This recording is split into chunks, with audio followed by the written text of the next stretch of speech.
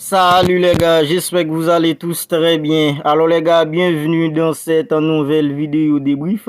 Débrief du Classico match aller de la Coupe du Roi. Victoire du Barça 1-0 aujourd'hui sur le Real Madrid au Santiago Bernabéu. Alors je suis un petit peu étrange de dire victoire du Barça parce que aujourd'hui le Barça se fait dominer par le Real Madrid. Mais le plus important, c'est la victoire. Alors le Barça arrive à faire tomber le Real aujourd'hui 1-0 et prend une belle option pour la finale de cette Coupe du Roi. Alors dans cette vidéo les gars, on va revenir un peu sur ce Classico. Un Classico où le Barça était complètement réduit par les blessures d'Ousmane Dembélé, la blessure d'un joueur comme Robert Lewandowski et Pedri. Alors on va revenir un peu tranquillement sur tout ça les gars dans cette vidéo. Alors si c'est pour la toute première fois que vous regardez une vidéo sur cette chaîne, pour rappel je m'appelle Lucien et j'ai créé cette chaîne dans le but de vous tenir informé de toutes les dernières actualités du football mondial. Alors si vous regardez cette vidéo et que vous n'êtes pas encore abonné à la chaîne, maintenant c'est le moment pour que vous le fassiez parce que ça soutient la chaîne. Alors les gars, le Barça qui affrontait le Real Madrid aujourd'hui lors du match aller de la Coupe du Roi. C'est une demi-finale qui se joue sur une double confrontation et aujourd'hui c'était le match aller. Alors pour ce Classico, le Barça était complètement réduit parce qu'un joueur comme Ousmane Dembélé blessé, Pedri González blessé et puis Robert Lewandowski blessé dimanche dernier face à Almeria.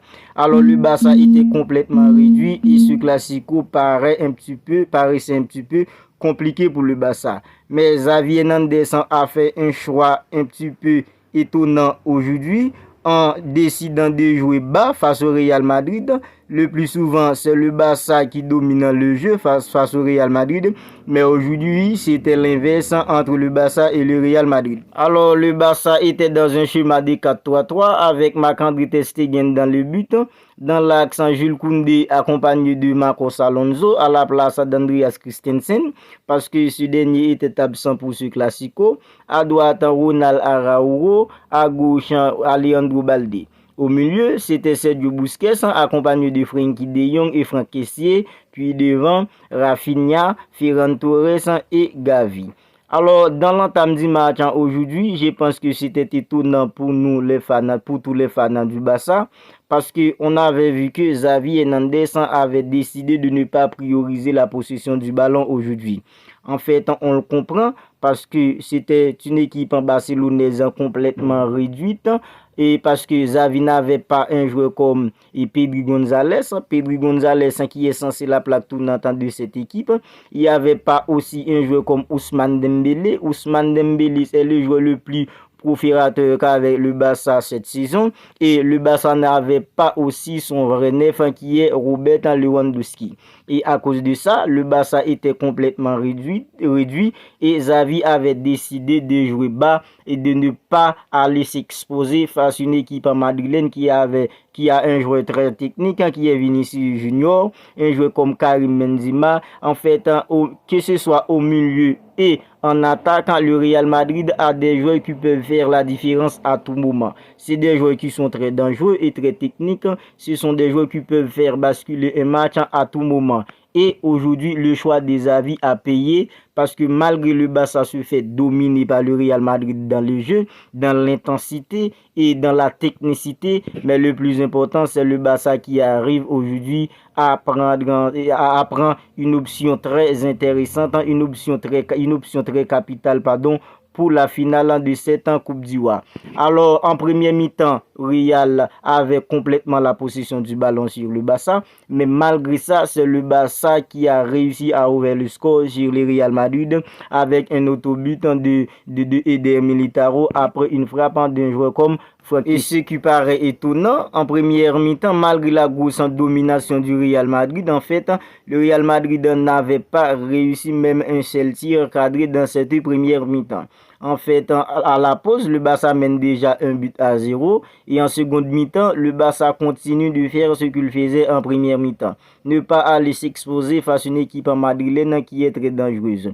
En fait, malgré la grosse domination du Real Madrid, mais la défense du Barça a réussi réussi à se tenir face à cette équipe madrilène aujourd'hui.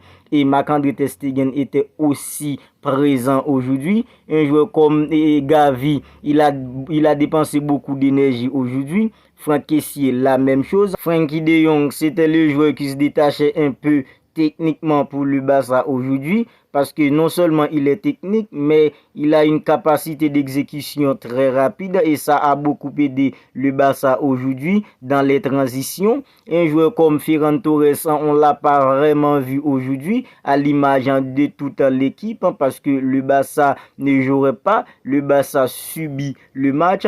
En fait, malgré le fait que le Real domine le Barça aujourd'hui dans le jeu, physiquement et techniquement, mais le Barça arrive à faire une victoire très importante aujourd'hui et prend une belle option pour la finale de cette Coupe du Roi. En fait, le match retour est acté pour le 19 mars prochain.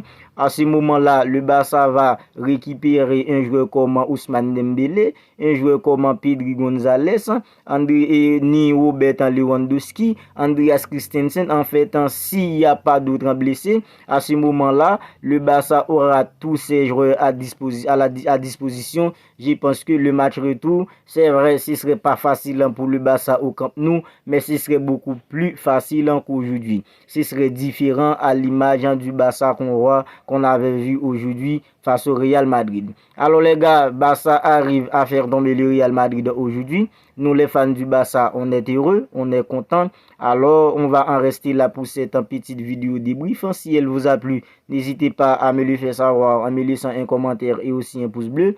Et si ce n'est pas encore fait les gars, abonnez-vous à la chaîne pour ne pas manquer toutes les dernières actualités du Barça. Je vous dis à très bientôt pour une autre vidéo. On ne cessera jamais de le dire les gars, Visca Barça.